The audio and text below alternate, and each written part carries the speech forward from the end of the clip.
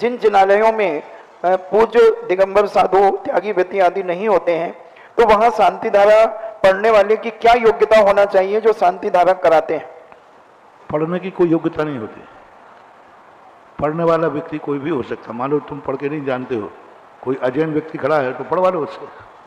तुम पढ़ के नहीं जानते हो तो टेप रिकॉर्ड करके ला लो अच्छे से, किसी से पढ़वा करके टेप चलता जाए, तुम शांति धारा करते जाओ। तो सामान्यता तो ये विषय है। बाकी पढ़ने वाले की योग्यता का जो मूल होता है, तो हम कई बार बता चुके हैं कि वो कितनी विशुद्धि के साथ पढ़ रहा है। तुमने कहा मुनि महाराज वगैरह नहीं है तो क्या करें? नहीं है तो कैसे भी करके पढ़वा लो। मैंने कहा ना टेप रिकॉर्ड से पढ़वा लो। नाना मामा से काना मामा अच्छा है।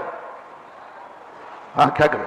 लेकिन जब योग्यता की बात जब कहो तो बहुत फर्क पड़ता है, बहुत फर्क। वही शांतिदा, वही सूर्य मंत्र ग्रस्त दे रहा है, किताब में लिखा है, वही मुनि महाराज दे रहे हैं।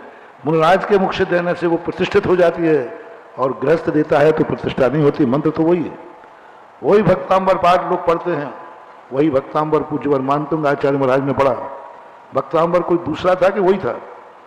वही भक्तांबर पाठ पूज्य वर्मानतुंग आचार्य ने पढ़ा, वही भक्तांबर पाठ आप लोग पढ़ते हैं। लेकिन अंतर देख लो। तो वक्ता का बहुत बड़ा महत्व होता है। वह 3 चीजें होती हैं वक्ता की। वह शांति धारा पढ़ रहा है, क्या उसकी श्रद्धा है, क्या उसकी आस्था है उस शांति धारा पर। दूसरी बात है, शांति धारा के अंदर जो बीजाक्षर लिखे हैं उनकी शक्ति पर उसको विश्वास है, उसको विश्वास है। तीसरी बात, जिसके लिए पढ़ रहा है उसके प्रति उसका क्या अनुराग भाव है। सब कुछ सही पढ़ रहा है, शांति धारा पर विश्वास है, लेकिन जिसके लिए पढ़ रहा है उसके प्रति उसका क्या अनुराग भाव है। क्या उसके दुख से वो दुखी है, क्या उसके सुख से वो सुखी है, क्या उसके प्रति उसकी आत्मीयता है, तो प्रभाव पड़ेगा। यदि आपने किसी से भी पढ़वा लिया, टेप रिकॉर्ड से पढ़वा लिया, शांति धारा हो जाएगी लेकिन प्रभावहीन होगी, क्योंकि टेप रिकॉर्ड का कोई भाव ही नहीं है।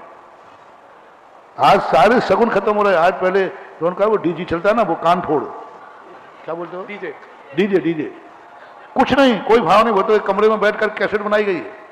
एक कैसेट से तुम आरती करते हो, एक कैसेट से तुम भजन सुनते हो, वो तो एक कमरे में बैठकर बनाया, तुम्हारे भाव से नहीं बनाया। पहले जो सनाई बजाता था, बाजा बजाता था, वो सामने वाले को देखकर बजाता था, वो शगुन था, वो शगुन था, क्योंकि वो उसी की तरफ देखेगा, उसको लक्ष्य करके बजाएगा। बाजा वाला ढोल वाला बजाएगा, सामने वाला दूल्हा बैठा है उसको लक्ष्य करेगा। महाराज आए हैं तो महाराज को लक्ष्य करेगा। उसकी दृष्टि रहेगी कि मैं किसको बजा रहा हूं, उसके लिए शगुन होगा। अब कैसेट किसके लिए बज रही है? किसी के लिए नहीं, वो तो कैसेट है।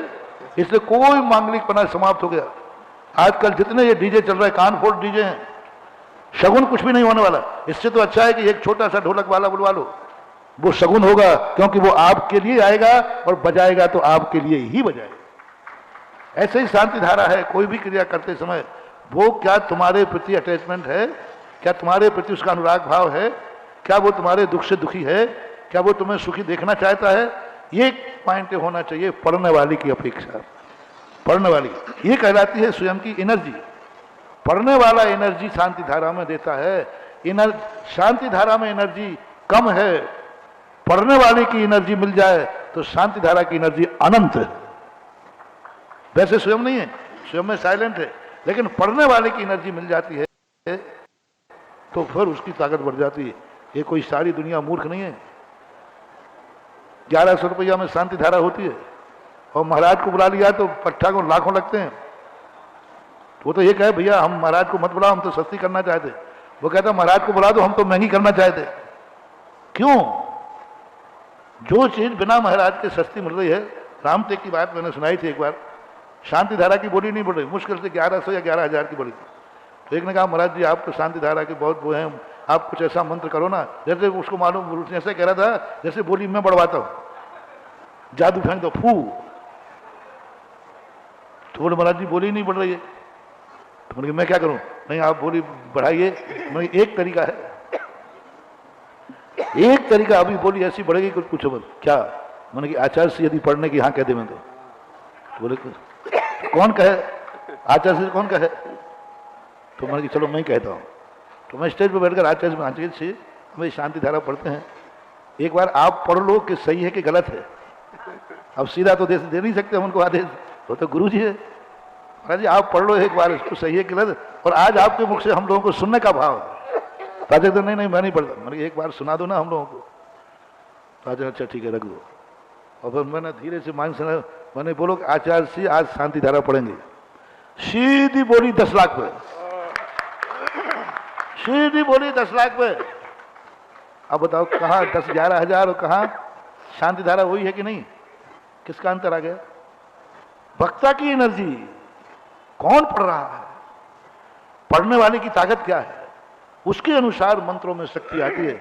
नमोकार मंत्र सबके पास होता है, लेकिन नमोकार मंत्र किसकी माला से, किसके मुख से निकल रहा है? श्वेतांबरों में ये बहुत बड़ा संस्कार है। सबको नमोकार मंत्र आता है, सबको मंगलाचरण आता है, लेकिन वे गुरु के मुख से सुनेंगे। उसके लिए लोग ऐसे दौड़ते हैं, ऐसे आते हैं, बस गुरु के मुख से नमोकार मंत्र सुनना है। यही तत्तारी दंडक वगैरह पढ़ते हैं, 2-3 बातें और जोड़ देते हैं। इसके लिए वे दौड़े चले जाते हैं। प्रवचन सुने या नहीं सुने, मांगलिक सुना, मांगलिक बोलते कुछ है, मांगल। और मैंने सुना कि भाई क्या है, मैंने तुम्हारा नमोकार मंत्र नहीं आता? बोले महाराज आता तो है, लेकिन गुरु के मुख से निकलने पर वही नमोकार मंत्र ताकतवान है। इसलिए पढ़ने वालों की योग्यता तो होती है, जब नहीं है तो ठीक है जैसे